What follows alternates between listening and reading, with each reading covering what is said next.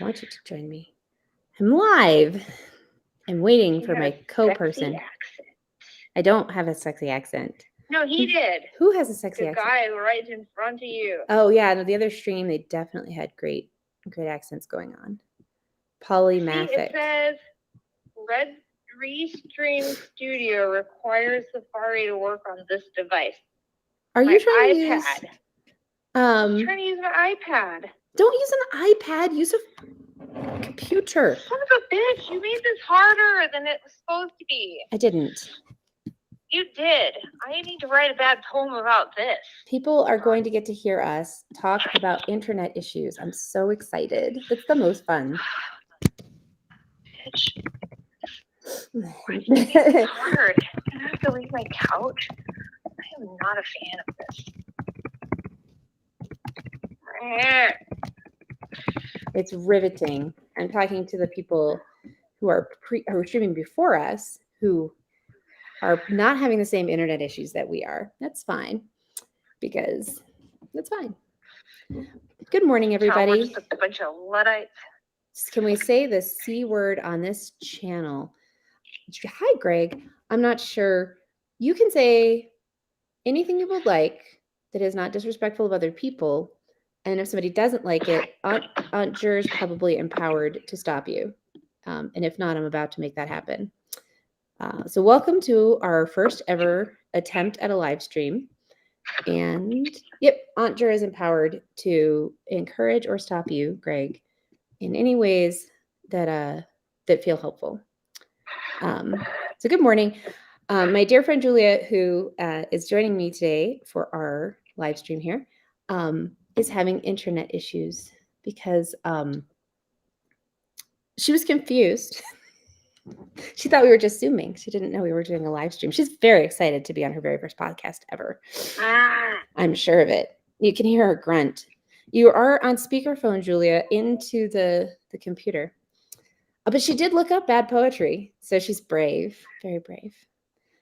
So happy holidays. Hi, Aunt Jer and Lavender Lady.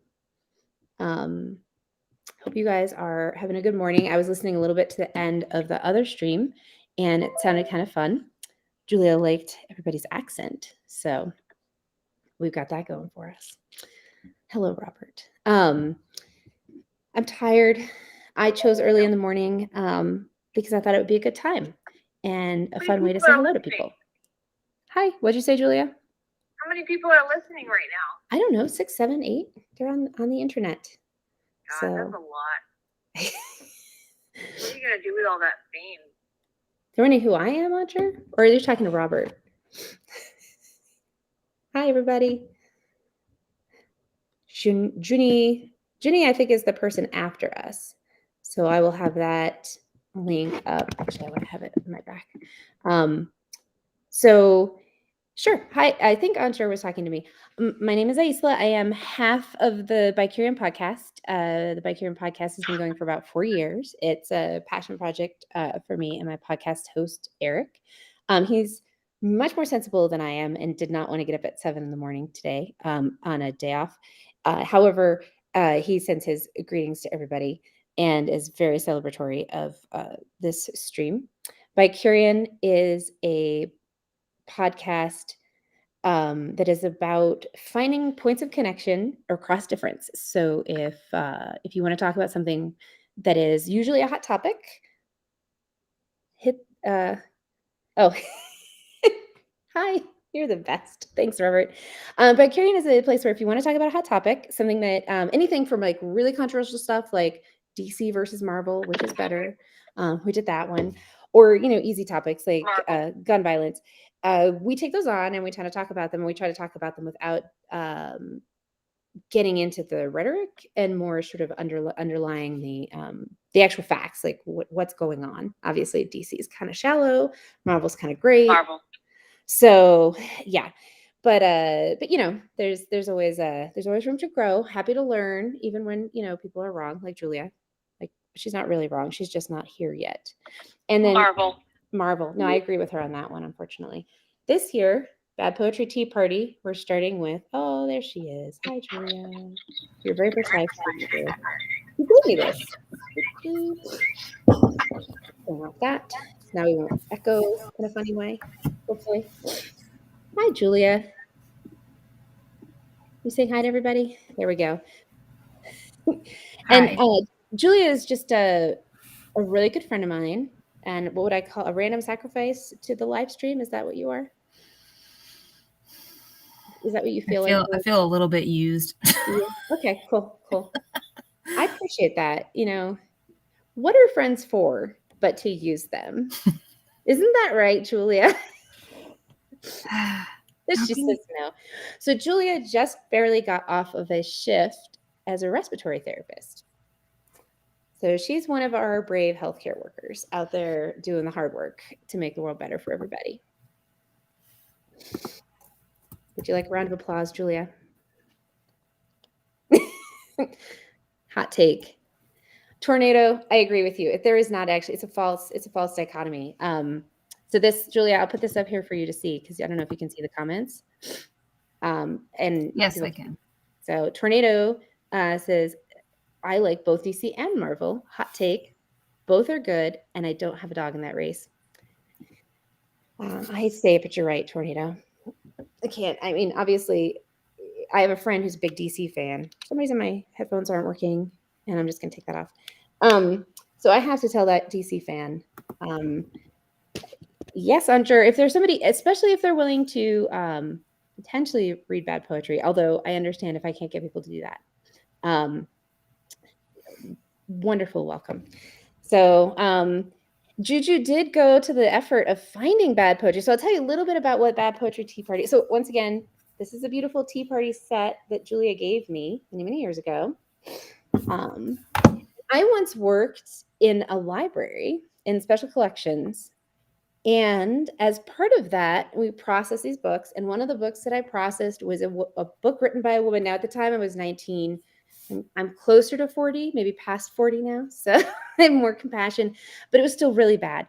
And this woman had written and self-published a book of poetry. And then we collected it at the library because she was within the collection parameters. And we kept it and we used it for gong shows. It was the worst poetry ever written in the history of the world. And then I would gather friends together every few years. And I don't think, Julia, that you ever participated in this. And I would read some of her poems out loud, which I'm going to see if I can find a couple for you guys. And then after we read those poems, we would all read poetry that we wrote because we had to put ourselves, we had to get a little skin in the game. And so we would read our own poems that were also equally bad. And then we vote. And you who are participating will get to vote. You'll get to vote on what you think the worst poem is. I can't find my middle school journals. They were full of pain. So the Dewey Decimal System confuses you? Yeah, I used to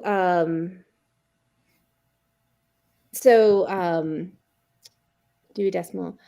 I used to work in a library and I could read the Dewey Decimal System. I cataloged books. I actually put books into the Dewey Decimal System just for you. I know what a nuke is. You're like, what's a nuke? No, you weren't. No one ever asks me what that is. But because I know what it is, I'm going to tell you. It's the National Union Catalog. When way back in the day, they were like, we need to make it easier to catalog books. And so they asked all of the librarians in the country to copy their cards from their card catalogs. And so you can go to these books and they are pages and pages of photocopied cards from card catalogs. Flip through them and you can find a card for a card in the library, and then you know how to catalog it. So you don't have to recreate all of the same information.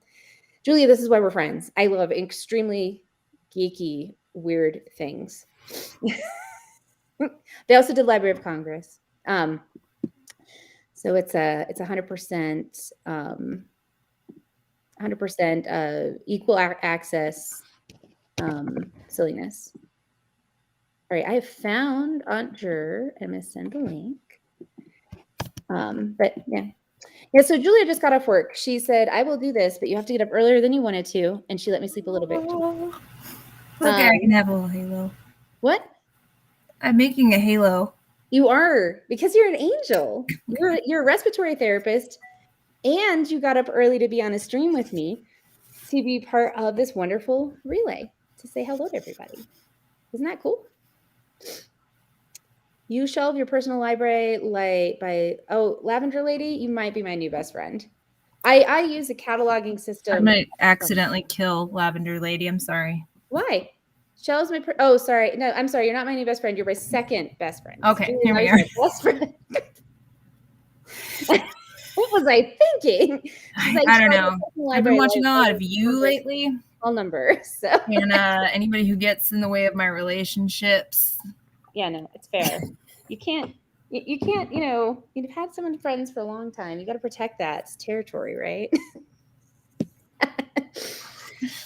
Oh my goodness. So let's see. I'll find some June Johnson poetry because that will be fun. And I used to have it on my computer, but I learned that you can find anything on the internet. Did you know that? Anything. The Wayback Machine is the best way to find things from the past. You don't seem as interested as I want you to be, Julia. Is it because you're tired and I tricked you into doing a live stream? That would 100% be what is happening right now.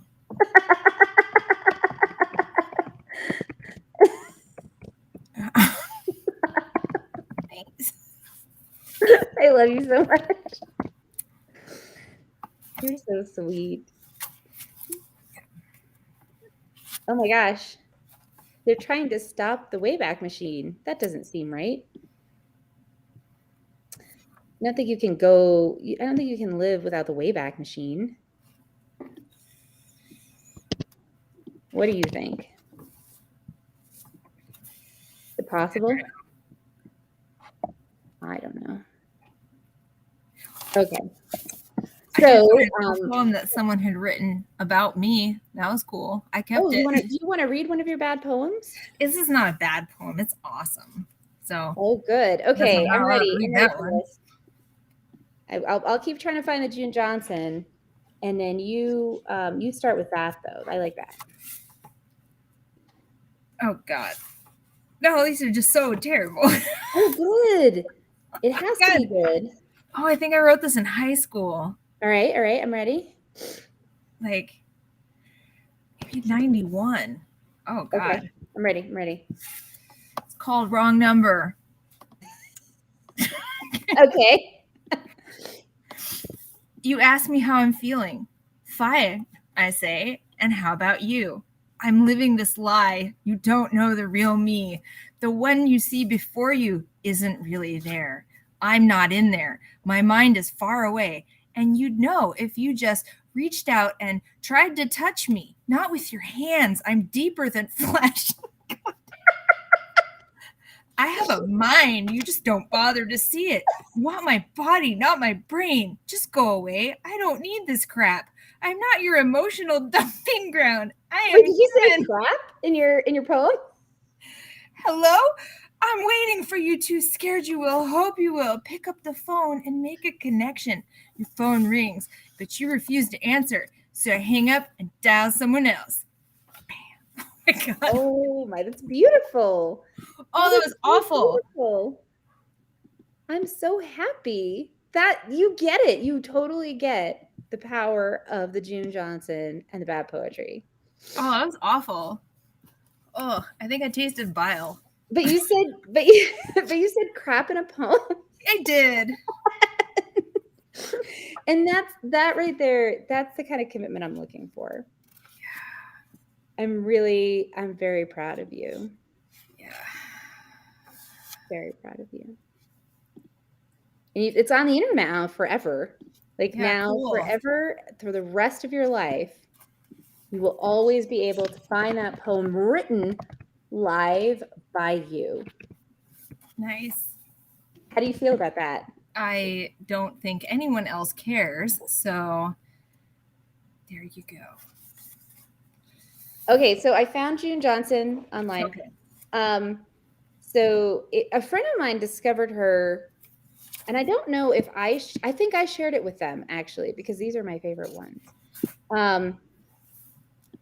And they posted it on the internet, and that's helpful to me because then I don't have to have it at home. So this is the first one. It's called The Bee. Why does the bird cry? Why does the bee sing and sting? Why am I? What made me me? Oh, that was it? Yeah, no. This is in a book in a library. I just want to be clear. So if you've ever wondered, like, what does it take to get published? And I'm not trying to say that your work isn't great. Of course it is. But just know the bar is low. So if you really want to get published and that's important to you, you could get published and collected by a library. Because if the bee made it into a library, I think just about anything should be able to. I mean, and I'm not saying, you know, obviously you took the risk and was vulnerable, just like you, Julia, just now. But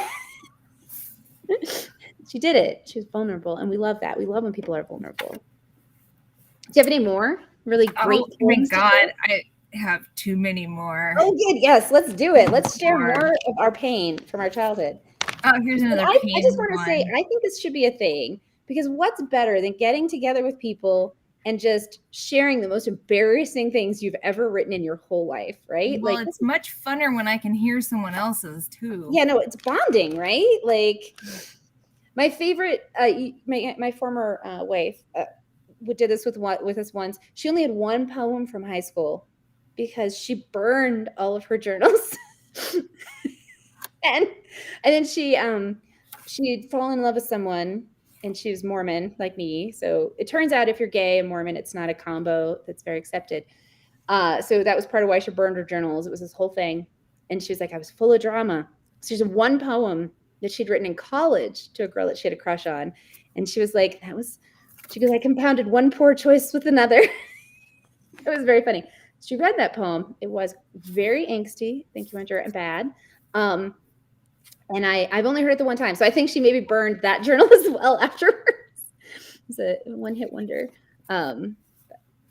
Anyhow, go ahead, Julia. Share some more. This is an opportunity for people across the globe. There's some people here from New Zealand right now, ready to hear what you have to share. Okay. Well, I have an exciting one. It's called Excitement. It's Excitement. The opposite of my angsty poem. I wrote it in 96. I actually have the date like on here.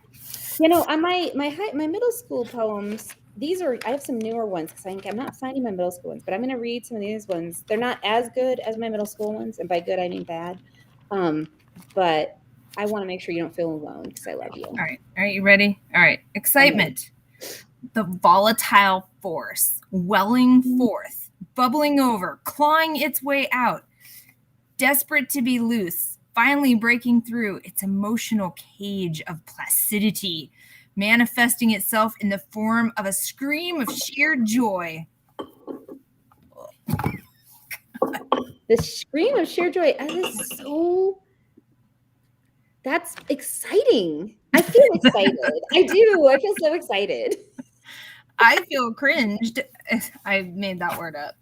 Did you? Oh, well, hey, you know, all words are made up. I learned that from Thor in Marvel. But I learned something, Tornado, I think it was Tornado, from DC, which is Gal Gadot looks pretty great in almost anything. Yeah. Right? I mean, who doesn't love Gal Gadot? So I showed you the teapot, and then this is my sugar pot. It's very exciting because who doesn't love Minions? I guess plenty of people, but I love Minions. I love Minions a lot. All right, so I'll read you another. This one's very insensitive. I don't know if I can read it out loud, actually. I can't do it. I'm going to find another one. Send it to me. I'll read it out loud. I'll cringe for you. Well, no, this isn't one I wrote. This is a June Johnson poem. There was a young man from Nantucket. Oh, Greg, you have something to share. Do you want to share one of your poems with us? There was a young man from Nantucket who liked to carry fish in a bucket. right? Is that the next one? He's always smelling and sometimes yelling. I sure do wish I had better luck it. See, I'm a poet and I didn't even know it. But my feet show it. They're Longfellows. God. That Yes. was cringy. Well, I don't know if you knew this about me. I'm ridiculous. and if This it's is 7 or 6 or 8, brand new information. it's brand new information. So Julia has known me since I was an egg in the womb and is aware that I am the most ridiculous person. This is why I love my love poems.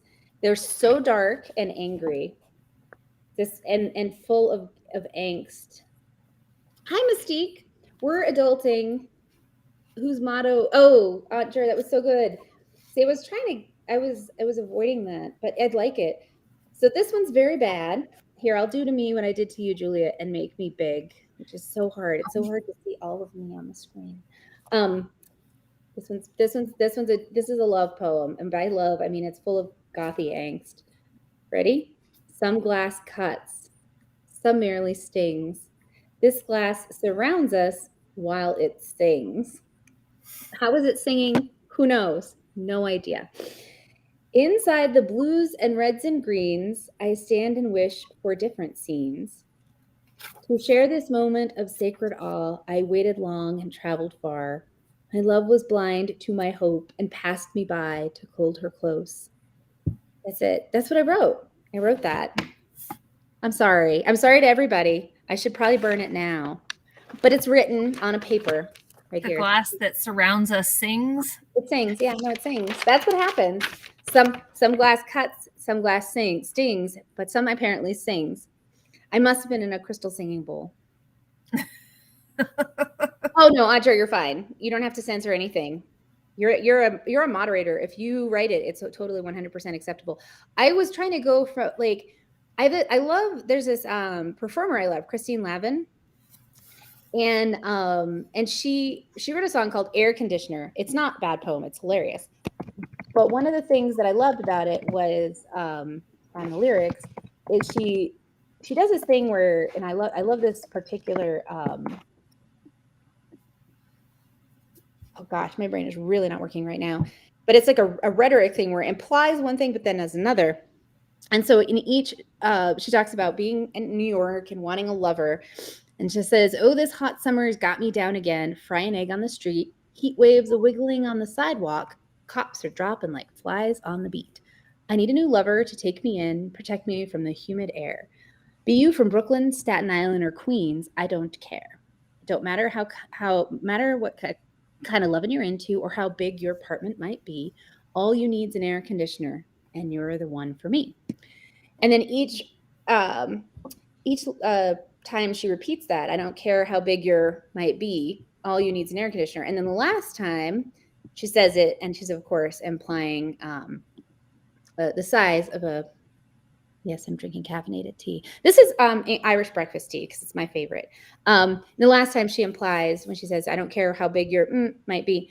And I love that where you imply something and people know what you're talking about, but then if they don't know what you're talking about, they don't hear it. It's very 1950s, but I really like doing that. So that's why I didn't want to say it. I wasn't trying to censor anything. I just knew people would think bucket and rhyme something. So I was trying to be disruptive and clever at 7:15 a.m. in Denver. Ahoy, hello, Godless Scummer. What wouldn't you drink? I think caffeinated tea is important. So, do you have more poems, Julia? I have too many. I'm so glad because I can't find my middle school books. That's not fair. I know they are the Not best only poems. So you trick me I didn't into sharing my poems with people I don't know. I know, not just people who don't know, the entire internet. You're like, psych, I don't actually have anything to share, so. No, I do. I have just not as many. So it's going to be 2-1. But it's great. This is growth for all of us. No, this is gross. That's That's sad. You're sad. I love you. Okay, no, it's not. I'm just, it's fine. Oh, let's see. Oh, here we go. This one's bad. Oh, good. It's called Infatuation. Infatuation by Julia. Yes. I remember you in the darkness of the night, in the silence of my alone, and I long for you, to feel your lips caress mine, your strong arms on my back, your ragged breath on my neck. I long to seize you in my arms, to pull you close and make you mine. Sadly, both know it shall never be, and regretfully, I know it probably even better than you do. So do you remember like who you wrote that for? Was that like a Oh, yeah. was that a true do yeah. you regret not? I mean, do you feel like Oh, let me just tell you that I probably would have been all over Twilight back then. That sort of what do you call it? Abstinence porn. That yeah. That hold on for a second. Abstinence porn. I'm actually going to look this up on the internet. Yeah, abstinence porn. I feel like there are abstinent porns videos. I'm not clicking on them, guys. Sorry, but and you're right. Twilight has created a new YA genre, abstinence porn. Yep. Literally, that's a type. Did you know that, or did you just make that up because you're so smart? Oh no, I didn't make that up. I just parroted it because it was brilliant. That's Hi. awesome. Hi there. Sorry I'm late. I meant to come in straight after my stream and say hi and be here for a little bit before I headed off to bed, but I got sidetracked talking with the people who were on my stream at the end I of think it. that's fair. Well, Julia, and this is Juju/Julia, Isla, Hi. and polymathic, or I don't know if you have another Jenny. name. Jenny. Yeah.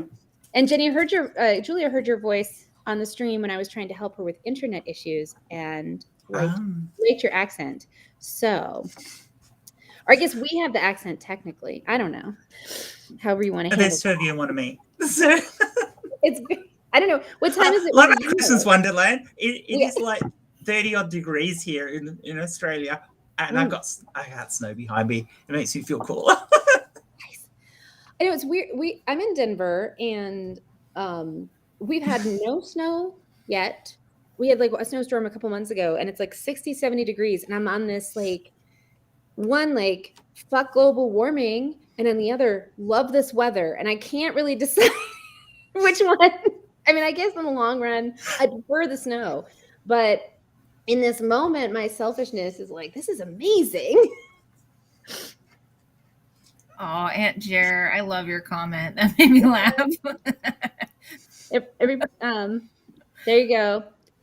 Every person who had raging hormones during our teens felt that poem so hard. Thank you. So right. Julia, so you're speaking the reason I started doing the bad poetry is we write these raw, beautiful things in our middle school days, or possibly a few weeks ago, depending on who you are, and then we lose track of that open vulnerableness, and so it just feels to me like bringing it back.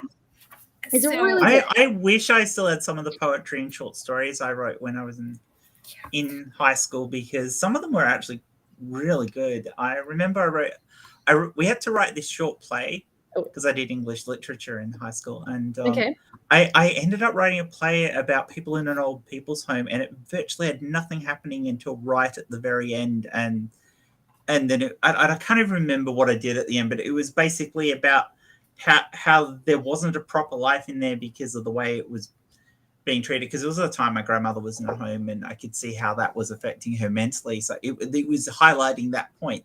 You know, it was only like a page of it. And I remember my English lit teacher going at the time, damn, that was deep. And I didn't realize where it was going when I started reading it.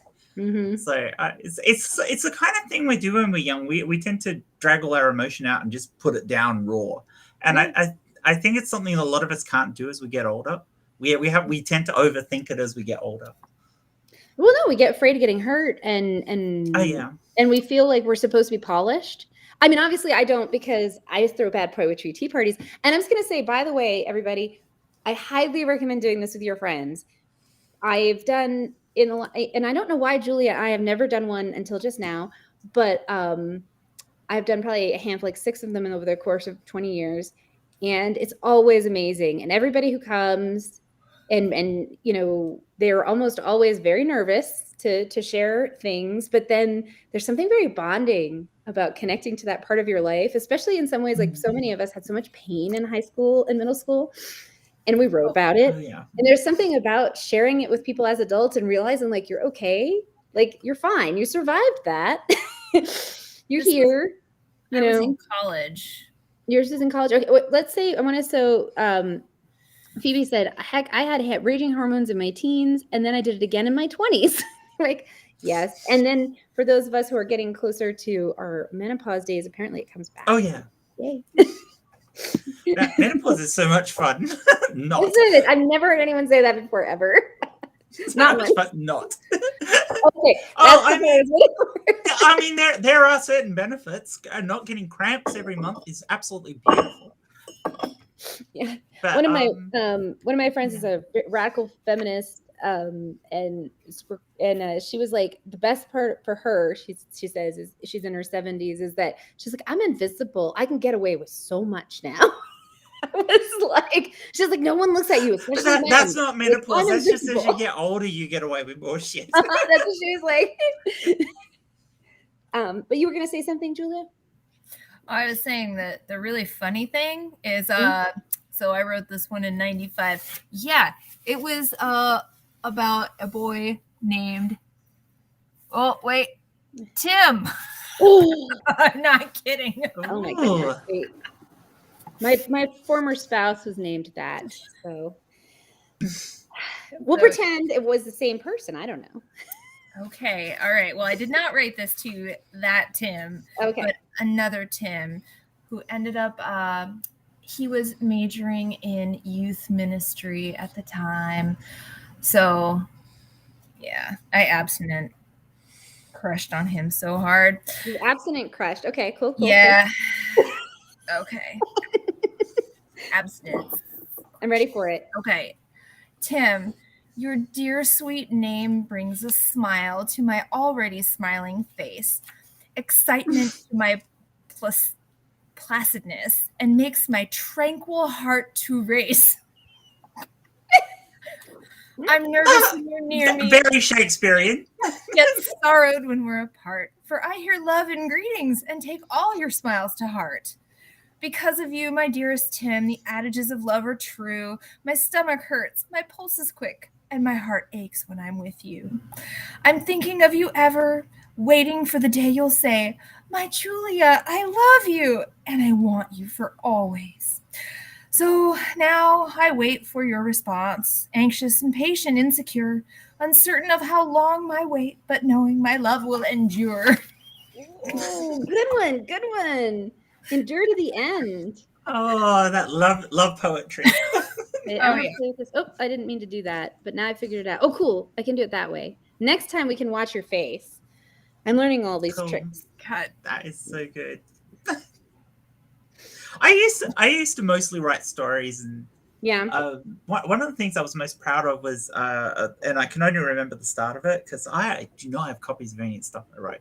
But I remember I started writing a sci-fi story, and it started off as in the beginning there was nothing, and nothing was everything, and then one day, out of sheer boredom, nothing got up and left, and I just love that idea that, you know, nothing was everything and then nothing. I'm bored. Let's go. And then you get a space that's filled with everything because nothing is gone.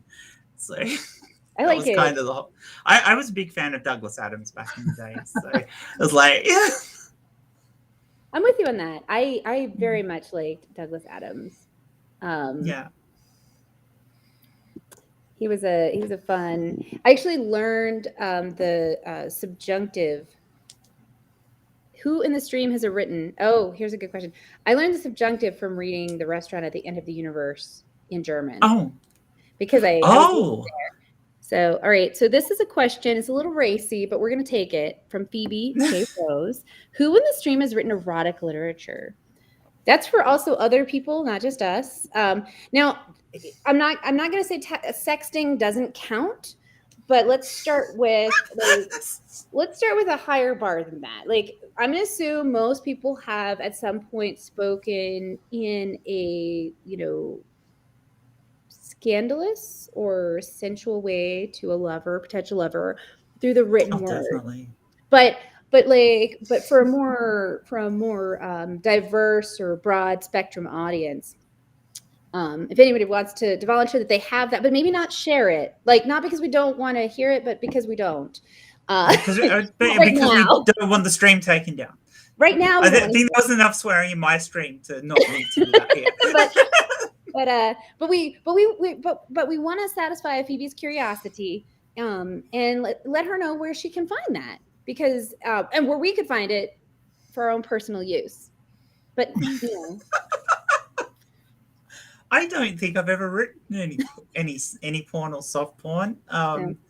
I've definitely written things that you would be not necessarily love scenes in something I've written, but definitely high on the over a slightly erotic scene within something. So you're getting a bit of the romance novel sort of thing in it, but not as part of the whole theme of the story, just as something that happened within the story. Two characters get their bumpy on during the story, sort of thing, but not just because it was a part that filled in with the plot, not because it was the plot of the story. So no, I don't think I've ever done that. That is different. Well, Julia, do you want to field this question, or is it a comment? I don't want to again, like the abstinence porn, that really was your focus. Yeah, like even when I would write stories, like romantic stories with the girl whose name was KHRYSTYNE, Christine, spelled that way, and it was always like, she was the triplet who was the brown-haired one, and the other ones were like identical twins, and she was ostracized, and she was living in the attic, and would just, wow. I don't know. Wow. That's and she was living in the attic. I like that. So I don't know. And then the boy would fall for her, but that's really all it was. He was just falling for her. Like he saw her, and it was. And it's almost a modern day Cinderella. I'm just saying, or like modern day Twilight, like really dumb teenage girl. Isn't Twilight actually more modern day already? No, we want Twilight to be done. Julia tortured herself with watching it. I was just like, I had to take my 12-year-old. I read all the books. See those movies at midnight. I was a good mom, and I did that for her. I'll never get those 2 hours back. Ever. I took my niece, because my daughters didn't actually want to watch it, but my niece did, so I took my niece to see them. But yeah, I read the books, and the books are actually better than the movies. The movies are kind of trashy. Well, the books are all right. I now have, what is that? 10 hours of trash that I watched. That's 10 hours of my life I will never get back. Well, one of the things that I love and admire so much about Julia is she does this thing, like at the beginning of the year, she's like, I'm going to read all of the Nebula award-winning books this year. And then she goes through and she reads them all. Wow. Yeah, no, she's really... not in 1 year. Not in 1 year. Well, I'm sorry. Not in 1 year. I wouldn't be able to even attempt that, because no, she's very like, and so she exposes herself to all sorts of literature and concepts, because she's done that with different themes over the years that I've known her, and so she's always recommending things that are sort of outside of the scope of what you run into, right? Because she'll go seek out like an award list or something, like I'm going to read this theme. I do want to share Ancher's comment, because it was inappropriate in a very fun way. I wrote a poem that was a metaphor for masturbation at the beginning, but it ended obviously about masturbation. And I'm like, obviously, huh? Is that like, ooh? What's that? So she started off talking figuratively, with I lost my earpiece. Wait. Julia, you were showing the list? Oh, yeah. Here, wait. Give it a chance. Yeah. So these are her... The Hugos. Stephen King, Oh wow, I like Stephen King. the Nebulas. Yeah. Yeah. So on. No, she's great like that. And so for some reason, I don't know why, in the midst of all of these like amazing things, she was like, I'm going to read and watch everything in Twilight. I'm like, that is such an interesting choice you would make. It was time. It was But, time. so the question is, do you agree with me? The books are way better than the movies. I actually see. I haven't read the books yet, but I say Oh, okay. I say yet. Yes. I mean, generally speaking, most books end up being better than the movies because so much is cut out and there's so much visualization that is lost. Mhm. I really want more of Jacob. That's all I'm going to tell you. Isn't that what everybody wanted? Just I'm more pretty Jacob. sure you are not alone in that. Like, Jacob definitely made many of the stories more manageable. See, And less Bella by the end of it. You actually please. are rooting for less Bella by the end of the movies. I know, it's sad, right? Well, so Bella doesn't come off the same way in the books, though. She comes off really badly in the movies, but not as badly in the books. So was it Rachel? I'm going to look it up. Odd Girl Out. So I read this really great. So I read the books, interestingly, because, like I said, my daughter was in middle school, and I used to try to just read everything that she was, and my son, both of them, because I wanted to stay in contact with what was important to them. And Rachel Simmons was a woman who wrote a book about female bullying in middle school, and she wrote an essay about Twilight. And I had the same thing, actually, polymathic. That I read the books and I didn't hate them the way I hated the movie. Like Bella in the movie, I was like, who is this person? She's so flat. Yeah.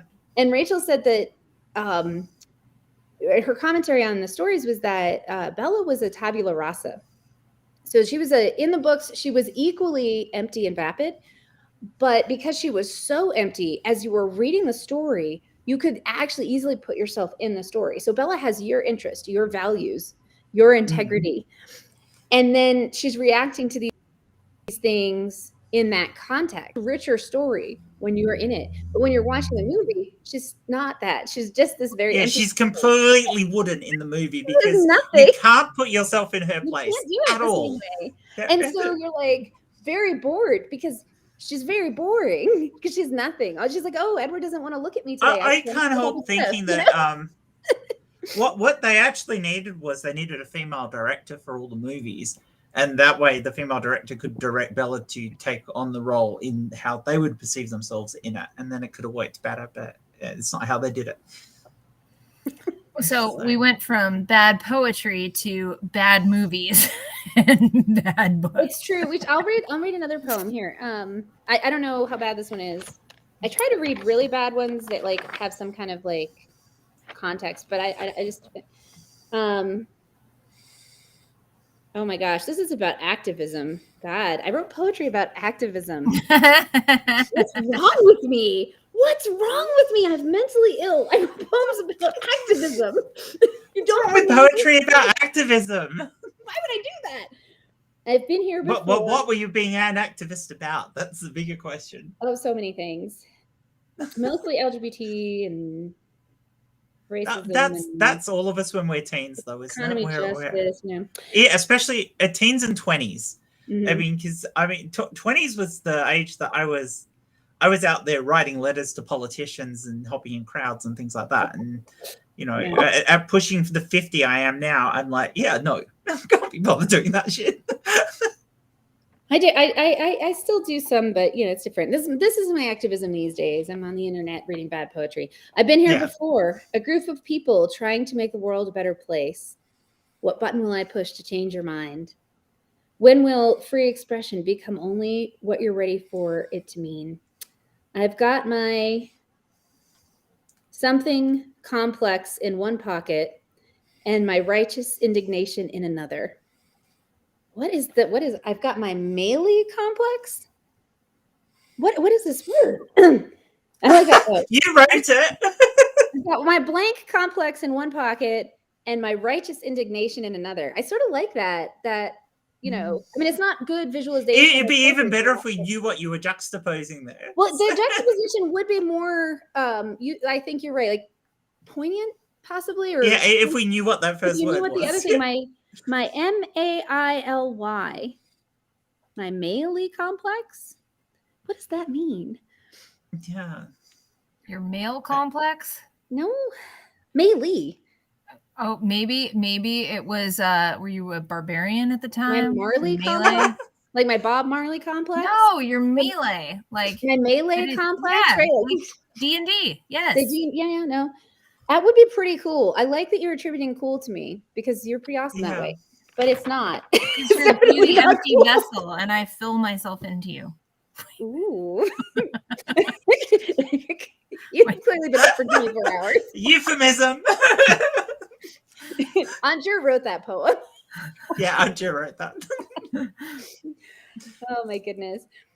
Was that the end of it, or? That was it. Yeah, no, that's Oh my what God. I wrote. I Yeah, thought you. I know, literally know. thought you stopped it in the middle and were commenting on your poem as you were reading your poem. I love that you really. Yeah, that's what I thought too. Yeah, no, thank you. That was all I did right there. Let's be clear. I studied literature in college, so I should be better at this. But Julia, do you have anything else for us? Because you've got the most, I think. I do. All right. Okay. This is this is a breakup poem. Okay. Oh. So this is me being pissed off and sad. All right. It's called To Him. You sicken me with your excuses. You disgust me with your lies. I don't understand how you say you've been hurt when I'm the only one who cries. You strike out at me, not with fists, but with words, then apologize, and of the two, you by far pick the worst. You cannot comprehend this pain I feel inside, for you're ruled by your libido, and you never really tried. You say you really cared, you even said the words, but I think with all our fightings, your feelings have been blurred. Our relationship has shattered. Nothing more remains except this lonely shadow of bitterness and pain. Ooh, I like that. I'm the only one who cries. That was amazing. That's good. There's a few poems that I've written that I've written more recently that are actually on my channel that I actually made videos of me reading them. So Ooh. but I've actually got one here that is actually on my channel, but I can read the first couple of verses if you want. Okay, but is it Yeah, bad? please do. That's Is it awesome. cringy? Sorry? Yeah, No, let's it's do not it. cringy. No, I mean, no, I wrote this about 3 years ago, so it's fairly Yeah, recent, not so an Julia, older one. So. there might be some good poems, and I apologize to you for that. I don't know if it's good, but it's definitely something I wrote more recently. So it's called The Iron Gate. Through the iron gate I trudge on to fates unknown. My eyes cast low, avoiding gaze, my countenance unshown. A black dog follows on my heels, growling in my wake, and every now and then I feel the neep that he doth take. Yet through the iron gate I venture every day, a wandering soul upon the earth, seeking to find her way. My friends reach out each day and ask me how I'm going. I smile a crooked smile and say I'm okay, without them ever knowing. And that's just the first 2 verses. If anyone wants to hear the rest, it's like 5 verses long. They can go. I'll watch the pop video. your Aunt Jer, did you not hear any of the things that Julia wrote? Polymathic is breaking the rules and doing good poems, but that's fine. We're accepting. Sorry. It. We're running. No, I just thought I'd read that one. If people want to hear What's the rest your? of it, it's What, actually I'm on gonna my put channel. your. Where's your stuff? I'll pop it up as a link so people can go find it. Have we got a private chat on here? Yeah, there's a Yeah, down we do. below. And then because people are like, where do I find this? I'm like, you can find it. There you go. That's for my channel. People can find it. It's called The Iron Gate. Love it. It'll take me a while to actually find this because it was a couple of years ago. So there's a few other poems I did on there. God. Did it work? Did I make it work? I did. Okay, here we go. Look at that. I am so technical. It says private chat.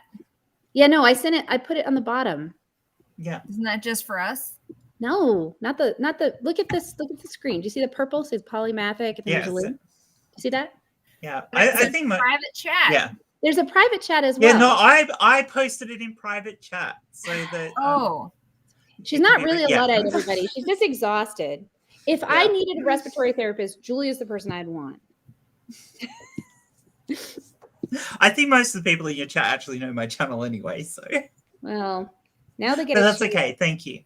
Yeah. I'm looking for. I really want You to read. can't click that. Oh, I see. They want that. How So You do they want one you can it. click? I don't know. In other words, it needs to be posted into the chat on the stream. Oh, that's a better idea. I'm Jez and Op in yours. She can post the link to my I did it. channel. But we can't click that, Mystique. Oh, you have. I did Yep. both. Now it's twice. Now I've got it twice. All right, so let's see. This There one. you go. Let's see. It's not a link directly to the poem. It's just a link to my channel, but you can find my poetry in there. I think I've actually got a group with the different poems I've done that are on there. I should do some more poetry, but I got to find them. That's might be my problem, finding all my old poems that I've written so I can read them. Otherwise, it's writing It new is one ones of the that I biggest don't. things. One of my friends was like, "I think you do bad poetry parties because you know where your journals are," and I was just like, "I'm not going to say yes or no to that, but maybe." Yeah.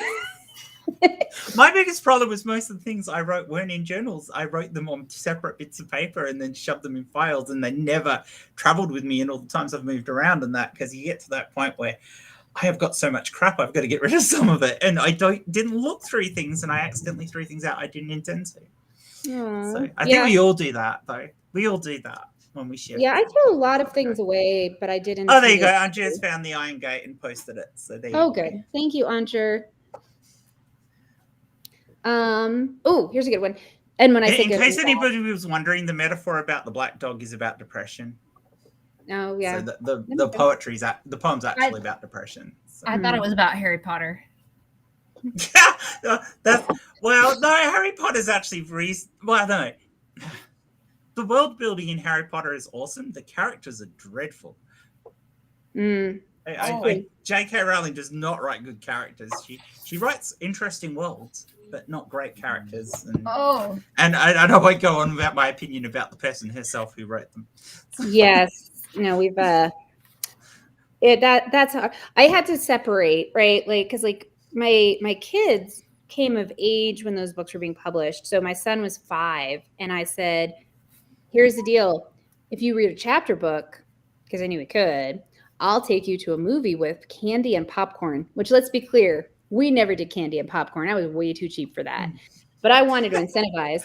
You used to sneak in your own candy, so you didn't have to buy it from them. No, absolutely. I was super cheap. I have so done that. I was like, I'll hot candy and popcorn. And so he did. And then his sister was just like a little bit, she was just about 4. And so I was like, all right, well, she kind of just got to go along because he read, because I wasn't going to leave her at home.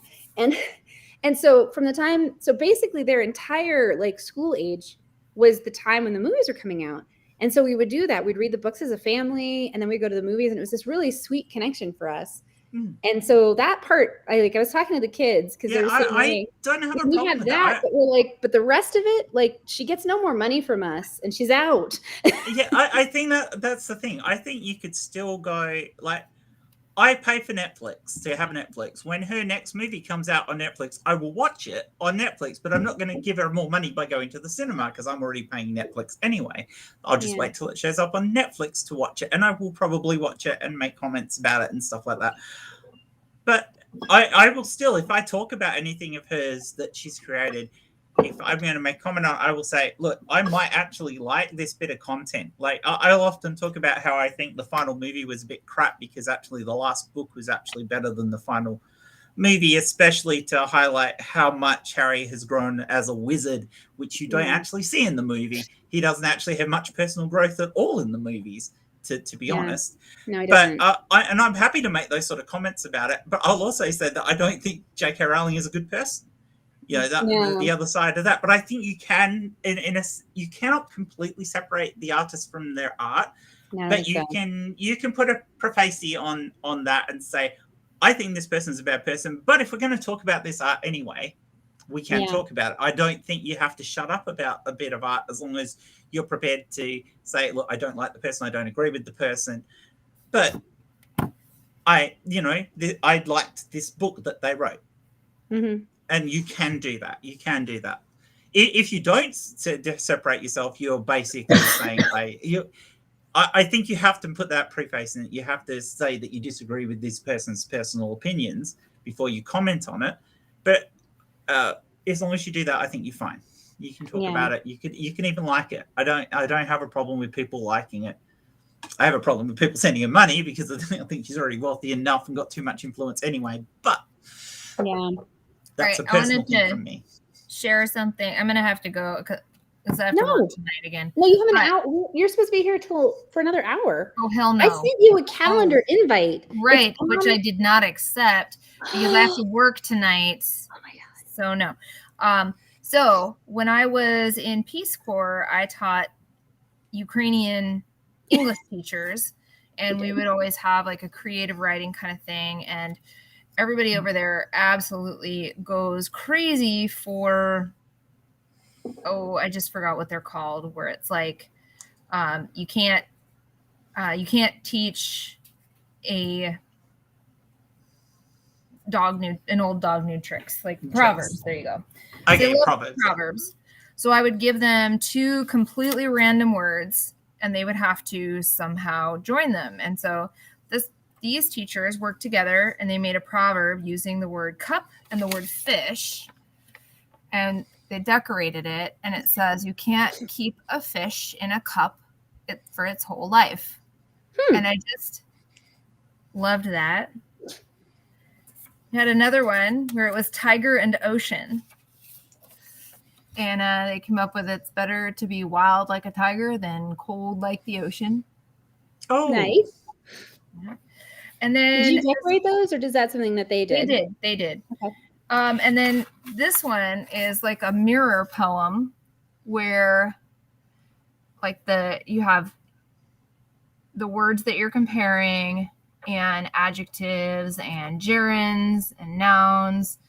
So it's Ukrainian, talkative, Europeans, embroidering, praying, planting potatoes, Cossacks, vareniki, sushi, samurai, flower arranging, meditating, planting rice, reserved, Asian, Japanese. I don't understand what's a mirror poem. Explain that to me. So the top and the bottom. Mm-hmm. So she's comparing Ukrainian, Japanese. So then Oh. these lines, so they're exactly like, there's 2 words and they're mirrored, right? They're similar. They describe a similar thing. Okay. Yep. These are adjectives describing them. These ones are 3 gerunds. And then this is 2 nouns describing the top and 2 nouns connected to the bottom. And so it's a mirror because it moves together. And anyway, it's not great poetry, cool. obviously, but anyway. but I it's just cool. That's really cool. digging through my things. And I appreciate that. I needed you to share because I can't. I packed everything up. I got separated and divorced and sold my house last year, right before the pandemic. I timed it so well. You did, didn't you? It was like my entire world kind of like tanked out, and then the entire world tanked out. I was like, I am like so good at timing. So it's hard to find things. Is that you when you were a little, sweetheart? Oh, that is me when I was little. You were so That's so adorable. cute. This was I think Halloween in Germany. Gosh, is that your sister? No, that was me and some other random. Well, little no, I know girl. that was you, but it was the other child. Another random girl. And Gotcha. And that's also me right there. Those heavy You're bangs. Oh, wearing a You Warriors look dress. miserable in that one. Ooh, well, it's probably because my mom cut my hair. Let's be honest. Yeah, seen you make that it face. almost looks like a fruit bowl cut, doesn't it? The front with the fringe. Have you watched Pen 15? Have I watched what? Pen 15. What? Pen 15. It's a TV show. It spells penis, but in lead. Oh. And it's this show about being in middle school in America. So, and it's pain. It's all pain. I don't know why they made the show, but there's a scene when the one of the main characters is she's from an Asian family, and her mom does the bowl cut to her, and she's very angry about it. For her first day at middle school. It was anyhow, you've made me think of that, Julia, with your cute bowl cut. Random What's this? Ukrainian art. That's fine.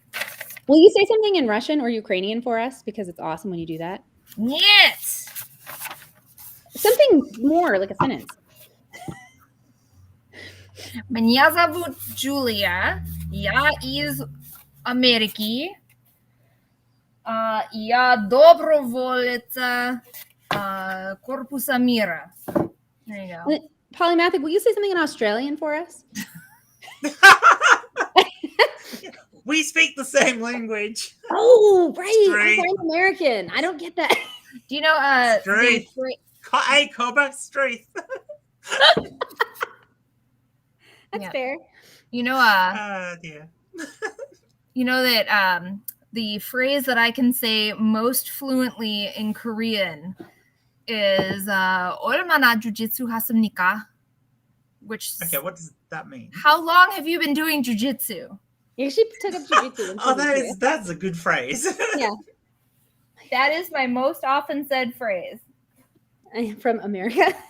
Oh, wait, here's a comment from Phoebe Rose. My name is Julia, and I am from America. Wait, Phoebe, do you want to come on and speak British? Julia's abandoning us. I am. But you can't abandon us for at least 15 minutes. No, but you're Yeah. lying to yourself because I No, have I to go to am. sleep. Why? Why do you I sleep? love you because Yeah, I more work people night need to shift. hop in because I'll have to head to bed soon too. and No, you guys You do need not more want me to sit people. here and babble by myself. That would be Yeah, really well, Yes, I think you should get bad. on the phone with Rick and tell him to show his absent ass up. Uh-oh, Phoebe says she can't come in. Here, she's at work. she's at work. But it is true. Julia does save lives all day. Hey, every day. Diana. So Progenie. what is I might. I'm gonna go to a cheese shop later. Julia thought I was talking about a tea shop. All right, I'll read one more bad poem. Okay. I'm pretty sure this is bad, and I found it on the Okay. internet. But it's mine. I wrote it. Passion never lives. Fire is as unpredictable as hope. And yet the feeling that I've begun to know seems more real than the F I got in freshman English. You know that sick feeling in your stomach when your best wasn't good enough? Well, passion may not be an English class, but it feels just as bad when I can't touch you as knowing I can't tell you what I feel with my language so insufficient. Do you feel it? Do you feel the metaphor of passion in English class? I'm gonna dream about that. An F? So yeah, I'm gonna go dream about that now. Go and Go sleep. have an erotic dream about that so that Yeah, you there can you write go. stories about it later. So all So- right. I love you, Juju. Thank you for joining us. Do you not have any more poems you want to share before you leave? Want to? Yeah. Let's see. She's got one more, I bet. One more in her. I believe in that. Okay, let's see. And Oh, Polly, you know what? Okay, Okay, we got it. I still. Let me see if it's in here. If my Lady Macbeth poem is in here. Yeah, you know what? I liked it still. It's. I wrote it in high school, so how good can it be? It's Lady Macbeth. All alone, sleep eludes me. All alone, forced to confront my fears. My mind frantically seeking to free itself, but it cannot escape, just as I cannot escape. All alone, his blood burning my flesh, a disease to the skin, the mind, the soul, a constant reminder of evil deeds done. It washes not off, and never will. But what is done, and I am left all alone with only my best friend, insanity. Nice. That's very Lady Macbeth. I love it. All right. I'm going to go to sleep now. Good night. Great. All right. Bye. Okay. Bye. Leave. Love you. You're the best. Love you. So So the link is in the other group. So people who are in the group for the relays, hop in and help because I can't be because here all Polly night. Mather can't stay here the whole time. She I needs to can't. sleep. Yeah, I do need to sleep. It's That's like fair. it's getting close to midnight here, so I do need to get to sleep at some point. Gotcha. What do you work tomorrow or? It's Christmas tomorrow. Oh, well, I know, but I don't know. I don't know. I'm not working on Christmas, but I do have to get up in the morning and do a whole heap of stuff, and then family and stuff. But at least family. Yeah. Yeah, no, I have a pretty low Christmas expectation. It's kind of nice. Everybody left town. I'm hanging out by myself. I mean, obviously not right now. I'm hanging out with all you all, which is very exciting. I'm going to work a little bit today. And then tomorrow, it's going to be all laziness. It's very exciting. I like easy. Easy's good. So, well, don't Aren't feel you obligated. loving? I love having you be here, but I definitely don't want you to feel obligated because you've already done lots I'll of that. help. Do you have any more? Well, I haven't done. I bad did a poetry you little wanna bit of share? purples and did mine and have done this anymore. No, I don't. There is You some didn't on my share any bad website if people poetry, want to watch them. Well, I'm trying to remember because it's a case of I'm going to have to remember. I remember writing a poetry about a little creature that lived in the light bulb. Like, And, but I honestly can't remember the actual poem itself. So it's like you've got these things that stick in your brain and you go, yeah, that's kind of cool. But yeah, what was it? no, I'm looking. I'm trying to find. So I have my books. I like I said, I packed everything up because I left my life behind, which was a good choice. I feel good about that choice, but it does mean I'm not as prepared as I would like to be. Because I could sit and just read if I had my journals. And I'm not saying anyone would be. I think they would be entertained because it's awful in a way that's pretty funny. Not quite as. We could do an old high school thing. We could get a topic from the chat and try and make a poem one line at a time between the two of us. Oh yeah, no, we could do that. We could do that. All right, look. So you guys, this is how desperate we're getting. Polymathic is pretty awesome. It's trying to save this scenario here. All right, so, oh wait, here's one called Gossamer Threads by Crabby Hermit. You ready for it? A spider's web of words spine in my head, capturing thoughts and feelings, creating a thought form of my life. Well, it's actually kind of cool. Yeah, I like that. I like that imagery. Yeah. Do you not understand what bad is? Thank you, Krabby. That was fantastic. We appreciate you sharing that. Here's a bad one. You love me like I matter, like my problems are real, like my joys are worth celebrating. You love me like I am real, like there is more than your reaction, like my dreams are worth your time. You love me like I am beautiful. I don't have anything more for that one. And then I like that one though. That's not a bad poem. the rest of it. I actually like that. Well, thank you. I don't know, like. I mean, it's not quite as good as the juxtaposition of we don't know and righteous indignation. Like I feel like that's we don't know what we're juxtaposing here, but it's against righteous indignation. I have one thing in my pocket. It's kind of like I bet that's where Alanis got her idea. Like I have one thing in my pocket and righteous indignation in the other, and then you get. That actually sounds like a line from The Hobbit where you've got like Frodo, he's got the ring in his pocket and the righteous indignation in his other. So Jonathan, my DM, is going to come join us for a little bit. Oh, cool. He's going to tag in, cool. which I am so grateful. Because I didn't know. Okay. Mage Grey Wolf has put up a poem. Oh, here we go. Do you want to read it? Yeah, I can read it. Christmas, Christmas. It's finally here. Christmas, Christmas. It could kiss my rear.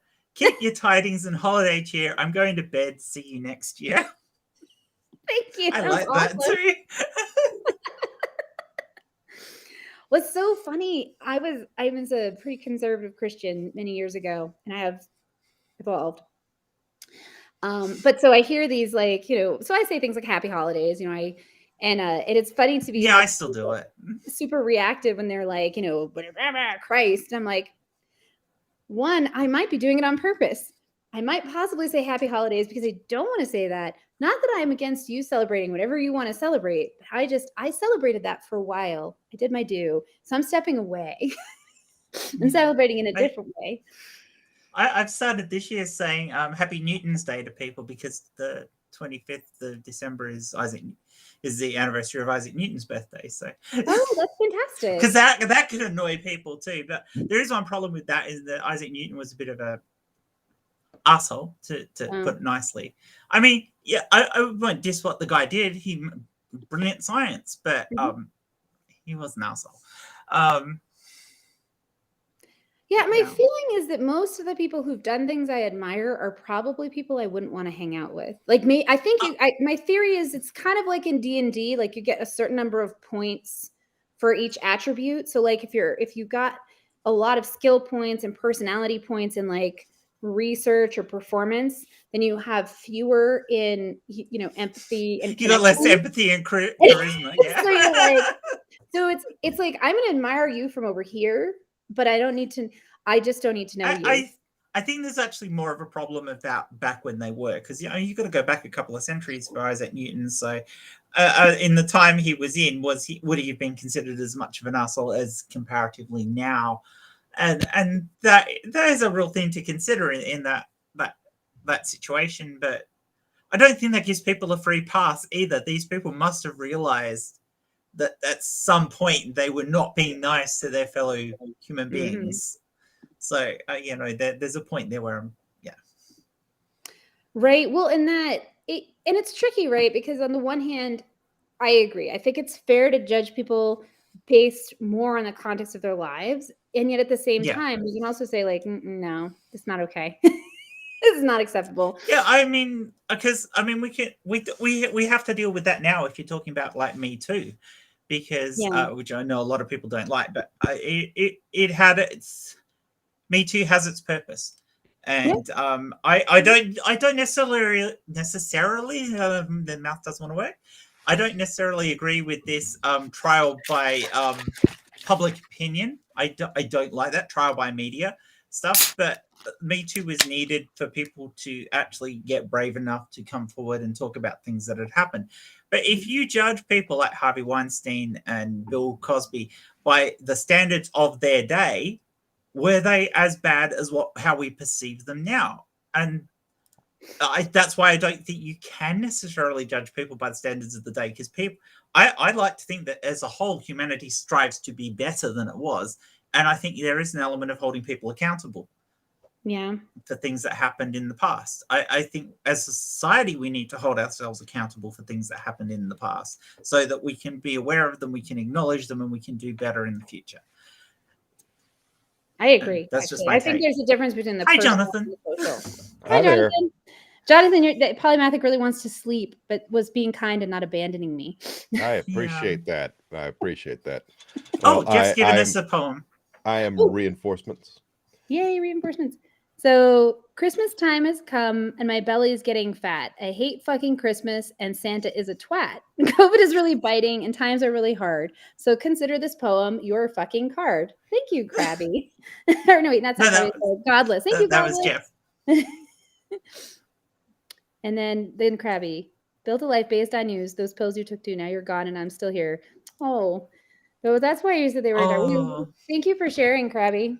Like, as much as we want to bring bad poetry in, we also want to share that some people have a struggle this time. That's why we do the relay to just be here. I'm going to agree with Mage Grey Wolf too, is the people who are abusing Me Too to destroy people's careers. And I'm sure there's some of that happening. I don't think there's as much of that happening as people think there is. But I do think there is certainly an element to that. And that's my problem with trial by media. If we allow trial by media to happen too much, we end up becoming a society where people are now guilty until proven innocent. And I will not stand by that. Even if that means we let some horrible people go free, we cannot have guilty until proven innocent. Yeah. You can't have a fair system.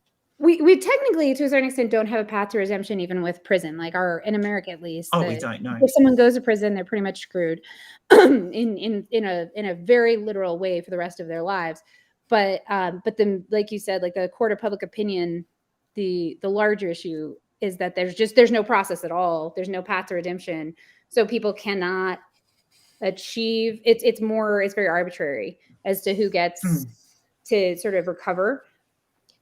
And the point of the rule of law is that it's supposed to take that out, and we've sort of lost track of that. So Yeah, I agree. But on the other side of that, there is definitely an element of the law not taking people seriously, and I will say people in general because men get sexually abused too. So yes, they do. taking people seriously who get sexually abused, and usually it's women who aren't taken seriously, and it has created this culture where if you get sexually abused, you're too afraid to come forward and deal with it because it's if you're somebody who's a survivor, because I am a survivor, it is really hard to come forward in the first place. Now I can talk about it now, but I couldn't talk about it at the time it happened. So the people who abused me never had a day in court. They got away with it basically. But we unfortunately live in a culture where coming forward to say I've been abused is a situation which is almost frowned upon. You know, Yeah. oh, you shouldn't have said that. You can't say this about this person. Well, yeah, no, you need to, but you also need to back it up and take it to court. And this is the aspect of it. I am totally with the thing that if somebody goes to the police and says I have been sexually abused, the first thing of the police officer who does an interview is to believe the person who's going in there. You take it on face value that this is the truth. And then you start from investigating it from the point of view that it's the truth. But when it gets to the court, it's then you have to have enough evidence to prove the guilt of the person who is being accused. So innocent until proven guilty, but the police need to take a path of believing the person who is the victim. Yeah, I think that's true. So, and we've gone way off track, and this is not a Yeah. great topic for pre-Christmas. So I apologize for that. No, it's important, and I do want to share. Krabby Hermit did bring us another poem. Jonathan, do you want to read a poem for us? Well, sing it. Or sing it? I don't like White Christmas, so I'll let someone else have it. Okay. I'm not going to sing it though. Do you want to do this before you hop out, Polly or Mathic, or do you want me to do it? I don't mind.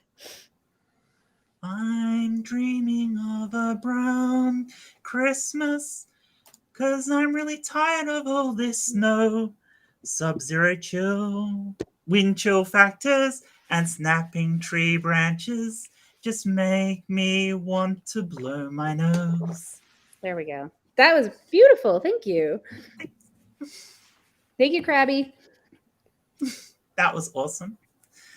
Yeah, I might head out. Are you guys going to be all right? You've got Phoebe coming in later, maybe when she gets home, and you've got another 40 minutes to cover. Oh, we got this. Jonathan, I'm going to have Jonathan talk a little about their stream tonight. I can't do it, which I wish I could. I want to watch it though. I am doing a thanks, Polly. Sort of. I will catch you later. Bye. Bye. Love everyone. I have written a D&D one-shot based off Home Alone. And I do have let me see if I'm going to share the thing. Oh my God. Yeah, go ahead and share it. I am quite proud of this. It is, I got Adobe Illustrator here lately, and I've been having fun with that shit. Oh my God. This is seriously like, you sent this to me and I was like, oh my God, this is the coolest thing. I have to find. Yeah. And I'd like to do more little things like this and share it with the community. Let's see. I have to get to the right link, but I'll do it. Damn it. Do you need me to resend it to you? No. I was going to share because you put it up on YouTube. So I was just going to pull that up. Okay. But I thought you were talking about the right, but it has the cover art there. Yes, I wanted to do both. I thought it would be kind of fun to. I am quite proud of the little logo I made. No, you really should be. It's amazing. Oh, I guess you're right. The logo isn't. I'm gonna have to bring up both because. So if this is like the coolest, literally one of the coolest things ever. And you sent it to me, and I was a happy camper. And I was like, man, I want to do this. All right, now I have it opened. Open original. Look at me being so fancy.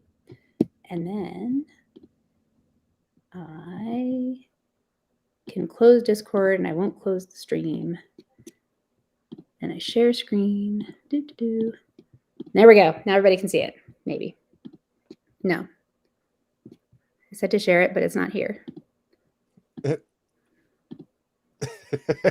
Me? I don't understand. Putting me on the side, putting me I'm down. very tired, I guess, is what's happening. Oh, here we go. Now I know what I'm doing. There we go. Home and gnome. Home and gnome. Yeah.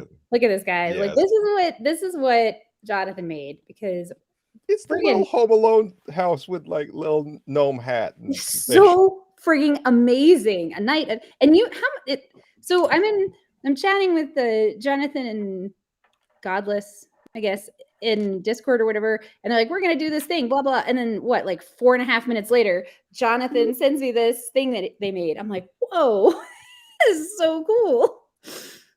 Yeah, I was literally working on that when I said I was going to do this thing. Like, it's really awesome. Thank you. Yeah. And then we have a crazy cat lady. Hello. Hi there. Hi, kids. I can do a quick read. Am I set up here, or I need to put my headphones in? Hang on. Okay. I'm going to mute you for a second so Jonathan can finish. Maybe. Okay, I'll just read the blurb Hang on. for it. We're almost there. I know how to mute, I think. Here we go. All right. Here we go. Okay, one sec. A night of indoor adventure. It's candle nights, the most magical time of year in a world already full of magic. The quiet suburb of Genomosville has long avoided the purview of any ne'er-do-wells, but that all changed when an adventuring party chose to make it their base of operations. They've been called away on a grand quest and left their children under the protection of the castle staff. Unfortunately, the staff all got drunk off their butts on cooking sherry during the annual holiday party. Ordinarily, this wouldn't be a big deal. However, your parents' oldest and most incompetent enemy, Nom de Plume, has declared he intends to steal back the treasure they had taken from them years ago. It's up to you and the other children to save your parents' questionably attained riches. Oh my. Have you ever tried to drink cooking sherry? That stuff is terrible. Right? I do not recommend it. Yeah. For those of you who don't know, it's full of salt. Oh, that makes sense. And I'm posting that link in the big chat so folks can have it. Oh yay. It's good to meet you guys. I don't think I know you from anywhere previously. I don't think I know you from anywhere.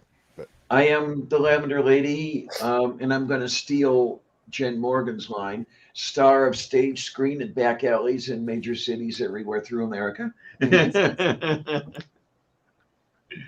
I'm setting up for my segment later. I'm making some cookie dough because this stuff has to rest in the refrigerator for, well, actually, no, it has to rest in the defriginator for 2 hours. Mm-hmm. I don't know if you guys are of that age. Do you remember a comedian named Norm Crosby? Crosby. I might be thinking of Bing Crosby. You're probably almost thinking exactly of Bing. the same thing. Yeah, Norm Crosby grew up hard of hearing, and he would hear words badly, and he made a comedy career of it. With, for example, he was doing something on a car, and there was the carbonator instead of the carburetor, and all kinds of, so I picked up from him, and it's a defriginator instead of a refrigerator. Yeah, I am of that age. Yeah, I'm no, I was going to say next year I will reach retirement age, but no, not anymore. No. That's been changed. No, yeah, I could do that. I have to wait until I'm 66 and a half. Right then you're done. Yeah, that's the way that works. I used to do you ever do that with song lyrics? Like, I'm trying to remember the song, but it was like it was a Whitney Houston song, and I used to write the lyrics down, and I found this old journal, and I wrote down "A liver as I believes," which I think it was supposed to be "I'll live as I believe," but for some reason I thought "a liver's eye" was a more, I don't know, sensible way to interpret those words. I like it. Yeah, but when you do that, the getting the words confused, it's called a malapropism. Yes. Yes. I love it. I love it so much that in our regular D&D campaign, Aisla, Monsieur Mortier's standard greeting to an audience is bonjour, monsieurs, mademoiselles, maladies, and malapropisms. I love All malapropism. right, I like it. Oh my God, these things won't stay in my head. They're horrible. Oh well.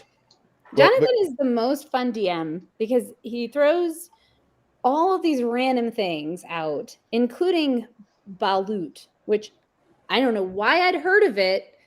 Here's the thing. I throw random things out and then I play them completely seriously. No, Okay. no, it's the best. I love it. And you do it with me. And I love that. Like, you embrace it. It's so fun. And then Mikey tries to take over my job by like adding power windows into the world and shit. Now, I would do that sort of thing when I was very young. I remember a song that was popular when I was, I think, about 5 years old. So this would have been 62, in German. And I had no exposure to German when I was 5 years old. My Bobcat taught me German later. But the song itself, Schön war sie, die Prärie, alles war wunderbar. Okay, so beautiful was the prairie, everything was wonderful. I heard it as Schön war sie, die Prärie, and the whole thing like that. And I'd go around singing this crazy thing, and they wondered what the hell this kid was doing. But I would have all kinds of fun with that sort of thing, and that was totally stupid. I know, but that's just me. Yeah. You're looking at me like, what the hell planet did she come from? And apparently Savage Minnow's mother had the same thing going on with English. Like a good neighbor, stay for me there. There you go. Minnow. Hi, Minnow. Yay. Minnow is a wonderful Thank you, Minnow. I have a bit of an auditory processing condition. So as a young child, especially, my life was full of those moments. Uh-huh. Yeah. Oh, yay. But My mom what said can that I have tell you? selective hearing. I could only hear I could only hear the not chores. I don't think that's true. Yeah. But You know, for me, looking back, I realized that I actually relied a lot on lip reading as a child and didn't even realize it. Okay. Yeah. well, can I ask what was happening for you? Is that something you're willing to share, or Oh, you remember the little trombone sound effect whenever somebody an adult was talking in Charlie Brown? Oh, right. Yeah, if I get stressed, words sound like that. Oh, yeah. Oh, wow. What Yeah. causes that? Do you know, or did this happen? It is an auditory processing condition. Huh. Okay. I might have something similar because there are times I hear the speaker but cannot make sense of the words. So yeah, I don't know if it's exactly wah wah wah wah, but it's a similar thing where How did you discover that was different from what other people experienced? Oh, I didn't piece it together until my late 20s. Mm-hmm. Like, I thought everybody just had the same problem, but they're just being assholes about it. Right. late 20s. Exactly. Late 20s. That would be 2 weeks ago, right? Something like that. No, I'm in my 30s now. Oh, yay! I remember my 30s. 30s are great, aren't they? Hey, we're okay. I didn't mind didn't them. do much LDS in my 20s. I don't remember them at all. You're old enough that you're not constantly fucking things up, but young enough that shit still seems new. Yeah. 30s are good. Oh, my 30s. I had just come out here being Pittsburgh. I grew up in Cleveland. And yeah, that was an interesting thing. My divorce was fresh. It was final in 89. And I just sort of got to grow up again and that sort of thing. And I don't think I ever really did. I hope I don't grow up. Well, that's my co-host. That's Bionic Dan. She never wants to grow up. Okay, I know. I'm at Bionic Dance. I know Bionic Dance. Ian McNeil's show. Yeah. I love that lady. I really do. But she's on with me on Sundays and Tuesdays. And Cool. There are so many people in our community. It's hard to keep track of everybody. yeah. Well, it's a great. I'm so glad to be to be part of this group. Thank you, Jonathan. So I like Mage Wolf's thing here. Don't grow up. It's a trap. Agreed. We need an Admiral Akbar on our shoulder saying, "It's a tarp. It's a tarp." There you go. There's the you malapropism again. Exactly. But Isla, if you appreciate the group, you should thank Mikey, because he's like the one who really recommended you. You came highly recommended from Mikey, and it did not take long to see why. Okay. I was like, and you'll never trust him again? No. You're speaking of Mikey Famine, right? Yeah. Oh, he's a sweetie. Let's have a Mikey Famine. At some point, I will go out to Chicago and stay in his guest room for a little bit. Mm-hmm. No, I really feel like we need to descend on Mikey and like have like a live stream all together in one place. I would love. I wish I could. For us to like meet up in Chicago for Halloween. Oh, that's a great idea. And God, that's reminiscent of the old days. And play Betrayal at the House on the Hill. Yes, I have the D&D version, which is slightly better. Better improved rules. It's better. Well, because the original version, Betrayal, which I loved, there are some like rules things that made it a little tricky, and they fixed those, so the scenarios are all a little bit more straightforward to understand. So it's just as cool as the original, but it's skinned as D&D, and it has improved rules. That might be worth checking out. I do have Widow's Walk, the expansion, and honestly, it adds a lot to the original. To the original. Yeah, I love that game. And then the other one they created, and I bought it for my friend and their partner, is Betrayal at the House Legacy. So you play as a family, and then when you die, you put a ghost on the board. And then when you're done, you have a personalized game with little dead people. Okay, then. It's not macabre at all. You mentioned Chicago. I miss Chicago so much. Back when I was still in Cleveland, I would go to a Chicago Mensa. We call it an RG convention. That's the word I was looking for. What's the hotel at O'Hare? I don't know. They would hold it there every year. This is where I got to meet Bucky Fuller. This is where I got to meet Clive Sinclair. It was great. And I if I could afford it, I would be living in Chicago right now. But unfortunately, Chicago's a little on the expensive side. And that's sort of, I stopped there for 3 days on my way to Carbondale to view the solar eclipse. And I had not been in Chicago for 30 years, and it was beautiful. And now I can't go anywhere because I am chained to a dialysis machine. Yum, fun. That sucks. That really sucks. And my kidneys went south in June. Yeah. They've been on their way out for 3 years, but oh well, what are you going to do? So if you ever hear anybody mention the fundraiser, yeah, it's me. Yeah, no, that's rough. This is the name. It's called Betrayal at Baldur's Gate. So I put it in there for you to see, Jonathan. That does sound like something we should play at some point when we all get together physically. It is fun. I know. Someday, we're all going to actually see each other in person. It's hard for me to believe that I have not seen any of my core game group in person. No. I got to throw some stuff in the defibrillator. Give me a minute. I'll pop you out. Oh, don't do that. But yeah, no, it's really fun. I just looked up the Legacy one, and of course they're selling that now for like too much money, but it's pretty fun. I like the Legacy games. I played Pandemic Legacy. I don't know if you ever played that one. I don't think I have. Yeah, no, Pandemic is it's an interesting game to play right now. Because you're like, oh my, this feels way too real. I used to play a game on the computer called Plague Inc. Oh yeah, my friends used to play that. And it hits different now, and I don't want to do it. You're like, I'm not creating any more plagues. That's the one where you make the plague, right? And you make the plague and you evolve it, and your goal is to wipe out humanity. Yeah, I can imagine that right now in this moment, that might feel sociopathic. Callous? Callous. I was going to go with callous rather than assigning. Right. My hair is growing back in nicely. I am happy about that. Look at that. Now, your thing. hair you've got a good aesthetic going on here. I do.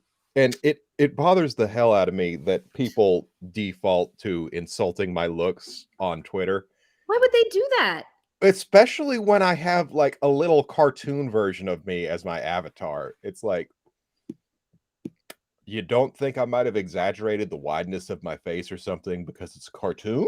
Like, But you're talking to people who have no sense and don't use logic.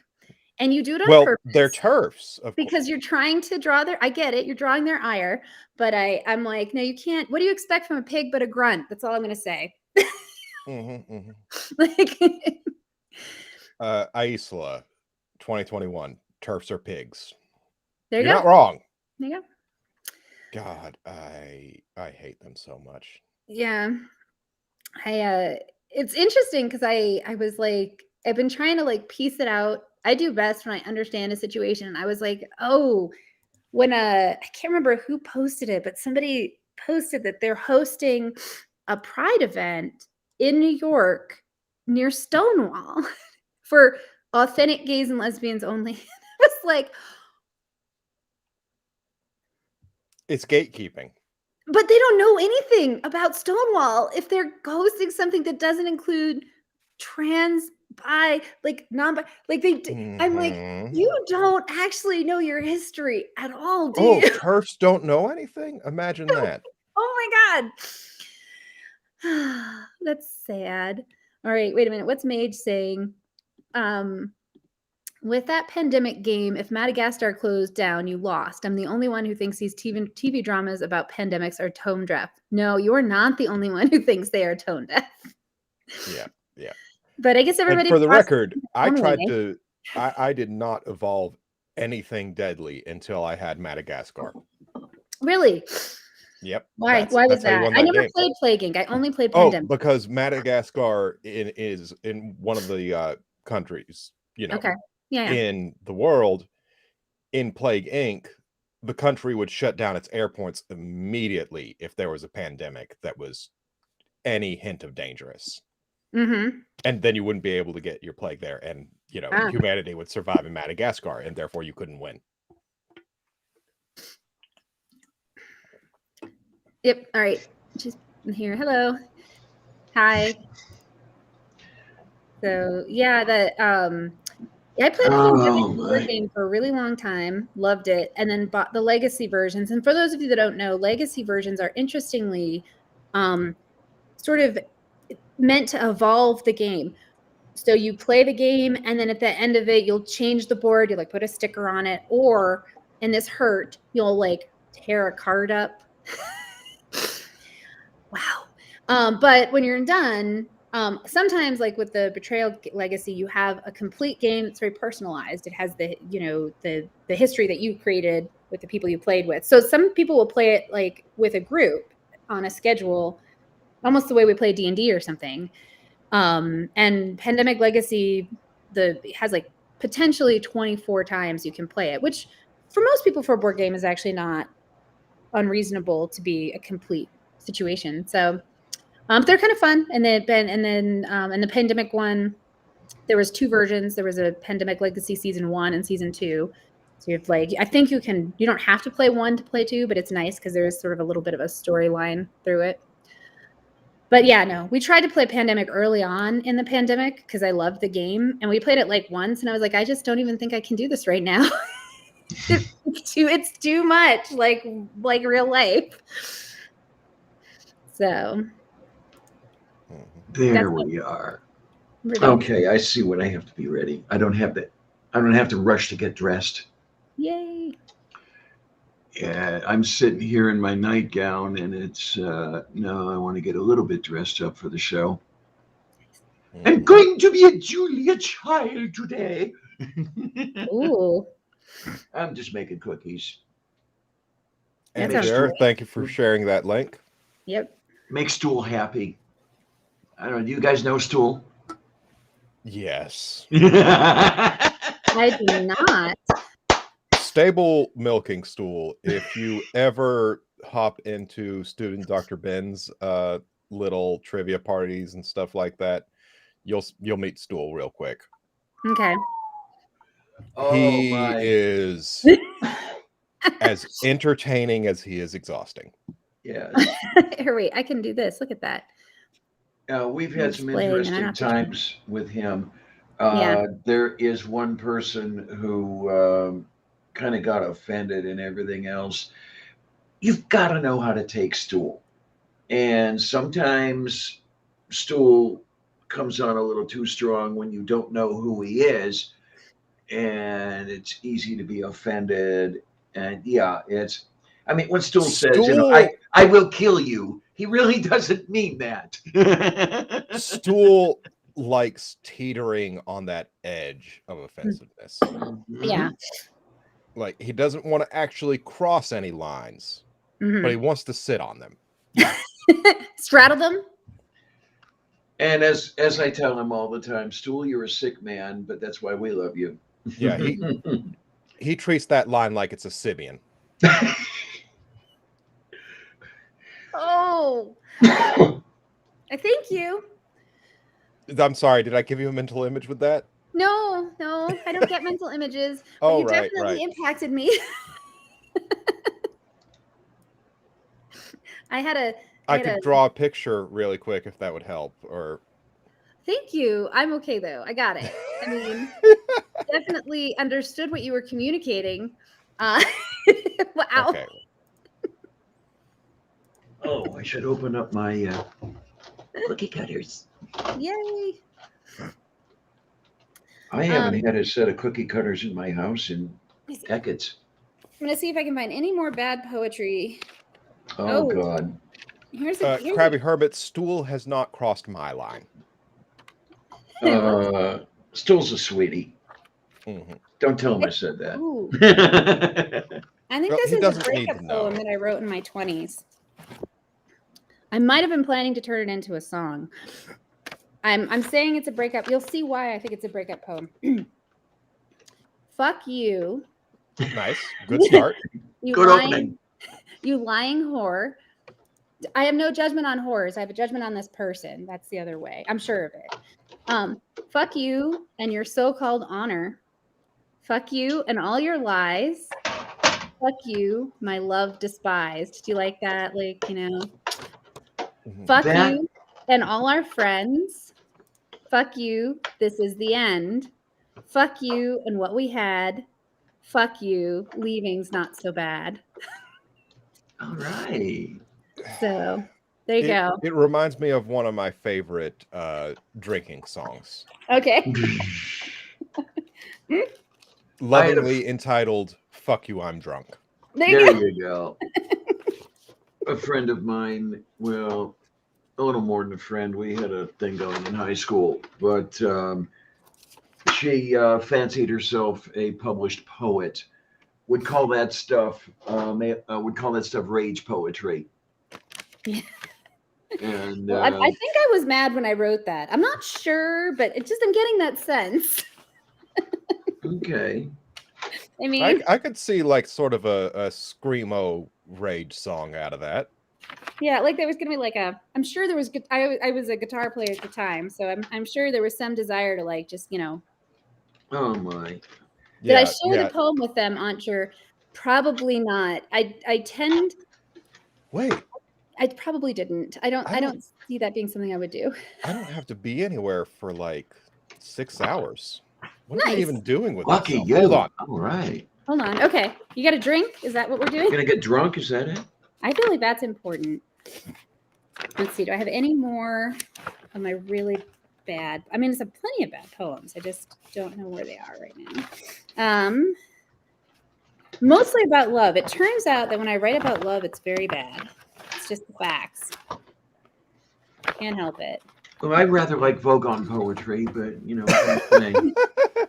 The third worst, isn't it?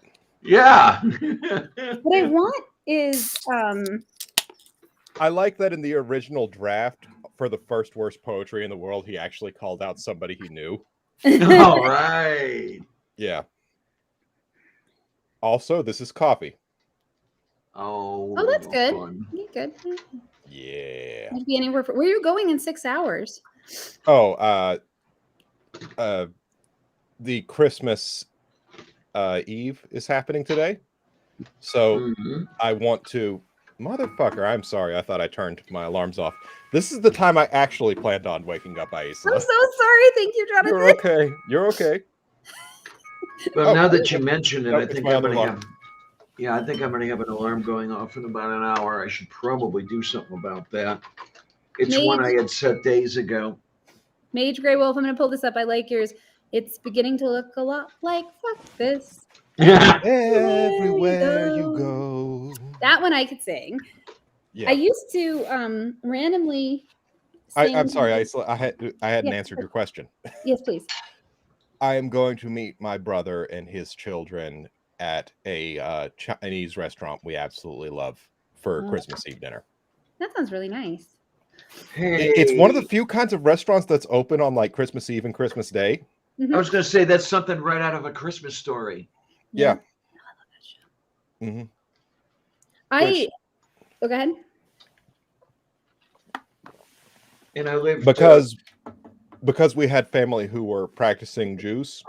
Nice. already We actually did regularly do Chinese food on Christmas. That's awesome. Now they were the practicing Jews. You got it right? Mhm. I don't think anybody got it right. I don't know if any of Like, them did. matzo ball soup. I think people got that right. That's pretty good. Yeah, good stuff. Latkes. Yes, Pretty good. yes. Fucking love latkes. Nice. Mustard. Oh, indeed. Yes.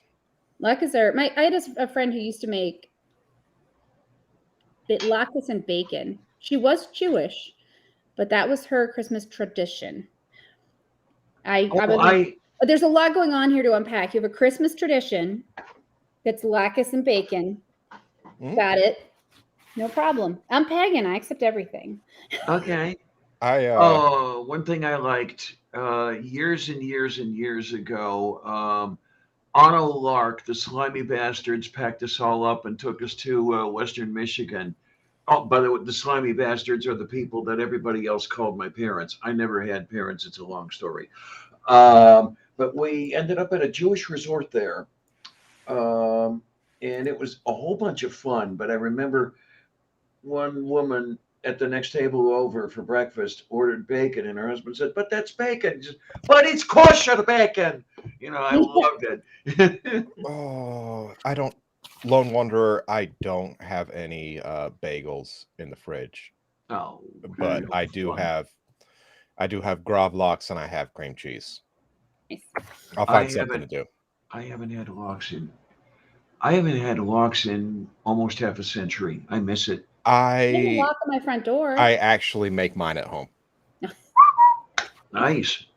Yeah, it's not that hard. I have a brick that's specifically designated for the fridge so that I can, press it. But I'm thinking about getting into my wood shop and cutting some wood threads and some dowels and stuff like that and making almost like a book press. Okay. Oh, that's a great idea, actually. I think it just looked neat, Yeah. But I love that you have a fridge brick. That makes me extra. Well, it is a brick that I washed. There you go. And I wash regularly after using it for making gravlax because, you got to have weight to make gravlax. You got to press those fats out. Mm-hmm. That makes sense. My nephew calls it fish candy. That's the best. How old is your nephew again? He's 9, right? He's 10 now. 10. Okay. And he doesn't call it fish candy anymore. And he's embarrassed if I mention he used to. Unfortunately, they grow out of those things. It's so sad. Yes. Several years ago, I went back to Vermont and ended up staying with a friend of mine from high school. And she lives in upstate Vermont with her partner, who is a chef and also a brewer.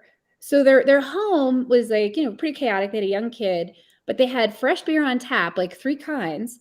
And he got up really early in the morning, at 4:30 to make us breakfast. And he's got, you remind me of this because he had bricks in his oven. because he did and just normal bricks, but he did it because it did something to the heat. And he got up and made us like fresh chocolate croissants for breakfast. I was like, I don't think I ever want to leave. Oh, it's about controlling that heat radiation so that you're essentially closing off and making a smaller oven. And those bricks, once they heat up, will radiate heat. It's the same principle that goes into a pizza stone. Gotcha. Like, yeah, it was amazing. I'm like, fresh beer on tap, fresh chocolate croissants. Why would I leave? Pain du chocolat. That's amazing. You are okay. You are the second Vermonter I've actually met. Amazing. Well, I'm not from. I just went to. She was living in. I knew her in Connecticut. I was going to Vermont. Oh, okay. Not that I didn't. I just don't want to claim it. You know. I lived in Connecticut for a little bit. I was in Groton on the submarine base there. Oh, okay. I went to high school in Enfield, which is on the border of Massachusetts. But I've been to Groton. It's a small state. I loved visiting Boston when I was up there. Mm-hmm. Like, that was my favorite town to hop in on the weekends. Like, I would go to New York sometimes too, but Boston was my favorite. Now, Boston's a fun little city. I love visiting all the historical places. I love King's Chapel. I love the graveyards. I absolutely adore the USS Constitution. Like, that is. No, there's that graveyard in Boston that's famous that they've done a lot of, like, you know what I'm talking about? That one. They've done a lot of upkeep on the graveyards in Boston. Yeah, no, and it's fun. It's the one Ben Franklin's buried at, right? Yeah, there's like all these. I'm pulling it up. It's not. But there's the Freedom Trail in Boston, and you can just walk the Freedom Trail and see so much of our honestly short history in the United States. Yeah, no, there's a lot of history there. And there's all these like gravestones of dead people that you've heard about. You're like, whoa. Yeah. I'd like to go back, but I'm not going anywhere anytime soon. But I'd love to go back to Boston. I want to see a game at Fenway. I saw a game at Old Yankee Stadium. I saw a game at Wrigley. Now I want to see a game at the oldest remaining park in the majors. And I don't know. Try to work it out. Yeah, I'm a big baseball fan. Nice, yeah. I don't love watching baseball, but I appreciate that there are people that do. I'm not a big baseball fan myself, but I have turned a few bats on the lathe. Okay, then. Okay. Yeah, I'm a baseball fan in a football town. I live in Pittsburgh. Yeah, it's something I do for like my nieces and nephews that play like youth baseball and t-ball and stuff. All righty. Are you able to get hold of ash, or is I use ash blanks. Okay, I don't, because I thought I remembered there being something of a blight occurring now. Probably. I mean, everything's bad right now. Yeah, and that was one of the reasons for the switch to maple. I have a preference for ash over maple. Oh yeah, absolutely. I agree. It's just maple looks a lot more impressive when it splinters, and I think that's part of the reason for the preference for it. But ash is solid and sturdy, and it's not a pretty wood. Like, it's a very bland wood to look at in comparison to maple, but yeah, you can actually use solid an ash bat in more than one at bat. You know, it's wonderful. No, years and years ago in my boy days, I wanted to pitch, and unfortunately, I just didn't have the arm for it.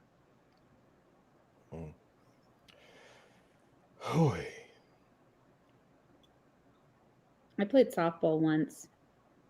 That's what I got. I played a couple of pickup games with my Navy buddies. Nothing organized. Yeah. Yeah. So I have one more.